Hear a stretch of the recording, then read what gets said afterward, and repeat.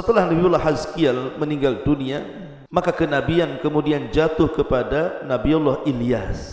Ilyas seorang nabi, satu di antara 25 nabi dan rasul. Salah satunya muncul nama Ilyas karena Allah Subhanahu wa taala sebutkan dalam Al-Qur'an, tepatnya dalam surah As-Saffat, wa inna Ilyasa laminal mursalin. Sesungguhnya Nabi Ilyas itu bagian dari para rasul. Dalam hadis Abi Dzar Al-Ghifari radhiyallahu an, Nabi sallallahu alaihi wasallam bertanya, ataupun Abi Dzar bertanya kepada Rasul tentang jumlah para nabi. Maka Nabi sallallahu alaihi wasallam menjawab, jumlah para nabi itu 120.000 nabi dan 315 rasul. Tetapi yang kita kenal adalah 25 nabi dan rasul karena itu tercantum dalam Quran. 15 nama terurut dalam suratul An'am, atau 18 nama para nabi terurut dalam suratul An'am, dan yang lainnya bertebaran di beberapa surat dan ayat dalam Al-Quran, sehingga jumlahnya genap menjadi 25 nabi dan rasul. Ada yang disepakati dan ada yang diperselisihkan. Seperti yang diperselisihkan Khidir alaihi salatu wassalam, apakah dia nabi atau bukan. Luqman, apakah dia nabi atau bukan. Kemudian juga Maryam, apakah dia nabi atau bukan. Ma'asyiral muslimin yang dimuliakan Allah. Kemudian Dzulqarnain, apakah dia nabi atau bukan, itu diperselisihkan. Tapi yang 25 nabi dan rasul itu disepakati, mereka nabi dan rasul yang wajib diimani setiap orang yang beriman. Satu saja diingkari, maka sama dengan mengingkari semua para nabi dan rasul. Makanya Allah mengatakan, la nufarriqu baina ahadin mir rusuli. Kita tidak boleh membeda-bedakan di antara para nabi dan rasul. Ada yang mengatakan bahwa Nabi Ilyas adalah Idris, sebagaimana Imam Bukhari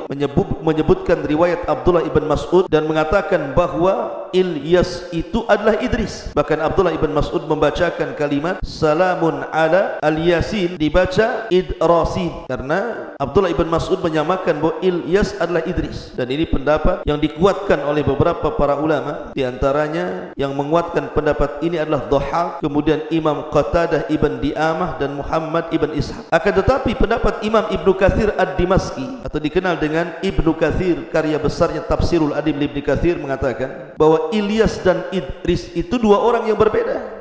Artinya Ilyas sendiri, Idris sendiri. Ilyas ada ceritanya, Idris ada ceritanya. Karena Idris itu hidup setelah Nabi Syith alaihi salatu wassalam, setelah Nabiullah Adam alaihi salatu wassalam, Adam, Syith, kemudian Idris.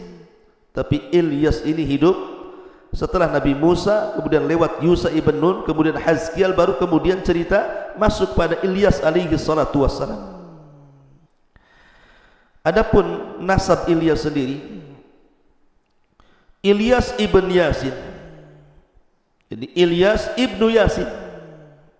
Makanya ada yang mengatakan Ilyasin, ada yang mengatakan Ilyas karena namanya Ilyas ibn Yasin. Dan kalau menurut urutan nasab, maka sampai nasabnya kepada Harun alaihi salatu wassalam, saudara daripada Musa alaihi salatu wassalam. Jadi Ilyas ini turunan Nabi Harun, saudara dari Nabi Musa alaihi salatu wassalam, salah satu nabi dari nabi-nabi Bani Israel. Kemana Ilyas ini diutus?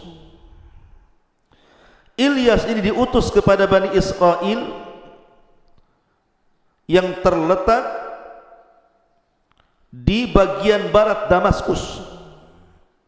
Ada yang mengatakan diutus ke Syam, di Libanon. Kenapa ke Lubnan? Karena dalam kisah Ilyas ini akan terkait dengan berhala namanya Ba'labat.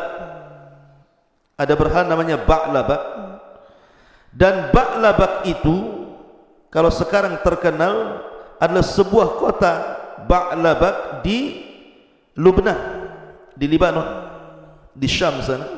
Ada namanya Madinatu Ba'l, disebut kepada Ba'labat. Berarti Ilyas ini diutus kepada sebuah negeri di Syam, di Lubnan, di sebuah kota namanya Madinatu Ba'l. Di situ ada berhala yang disembah oleh kaumnya, namanya Ba'labat. Sebagian ahli tafsir mengatakan bahwa Ba'labat itu satu di antara nama-nama patung, namanya patung Ba'labat gitu. Tapi ada juga yang mentafsirkan bahwa Ba'labat itu artinya seorang wanita yang sangat super cantik disembah oleh kaumnya, menyembah seorang wanita. yang sangat cantik, karena cantiknya akhirnya disembah dan menuruti apa kata-katanya. Lah Ilyas ini diutus kepada kaum yang menyembah berhala. Berhalanya namanya Ba'labak itu. Makanya Allah Subhanahu wa taala berfirman dalam surah As-Saffat ayat 132 sampai 123. Wa inna Ilyas laminal mursalin. Idh qala liqaumihi ala tattaqun atad'una ba'lan wa tadaruna ahsanal khaliqin Allahu rabbukum wa rabbu abaikumul awwalin. Dan sungguh Ilyas termasuk seorang rasul. Ketika dia berucap kepada kaumnya, mengapa kamu tidak bertakwa kepada Allah? Pantaskah kalian menyembah Baal? Artinya berhala namanya Baal itu, sementara kalian tinggalkan sebaik-baik pencipta, yaitu Allah, yang merupakan Tuhanmu dan Tuhan bapa-bapakmu yang terdahulu. Apa yang terjadi? Seolah-olah Nabi Ilyas mengatakan, mana akal kalian? Di hadapan kalian ini hanya patung, batu yang tidak mendatangkan manfaat dan madarat. Kalian mati-matian menyembah batu itu, sementara kalian meninggalkan Allah yang sudah jelas-jelas menciptakan kamu, menciptakan bapak-bapakmu, nenek moyangmu. Mana akal kalian? Tetapi sebagaimana Allah Subhanahu wa taala berfirman, fariqan kadzabtum wa fariqan taqtulun. Sebagian Bani Israel terkadang mendustakan ajakan para rasul, bahkan sebagiannya membunuh para rasul. Mereka dustakan ucapan Nabi Allah Ilyas alaihi salatu wassalam. Tak peduli dengan dakwahnya Ilyas. Subhanallah. Fakadzabuhu fa innahum lamuhdharun.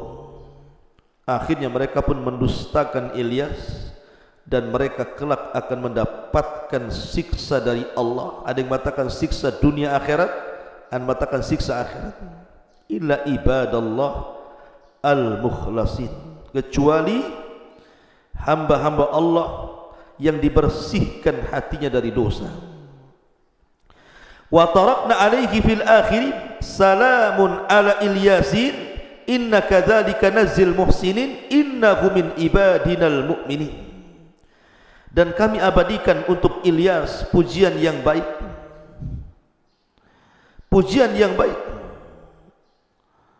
di faktor yang membatasi orang-orang datang kepada orang-orang setelahnya. Maka kesejahteraan dilimpahkan kepada Ilyas. Sesungguhnya demikianlah kami memberi balasan kepada orang-orang yang berbuat baik. Sesungguhnya dia termasuk hamba-hamba kami yang beriman. Akhirnya ada yang mengatakan mereka pun diadab oleh Allah Subhanahu wa taala berupa pacaklik yang berkepanjangan, wallahu alam. Tapi Al-Quran yang menyebutkan fa innahum lamuhdharun, karena sebab itulah mereka akhirnya diseret ke dalam adab Allah Subhanahu wa taala.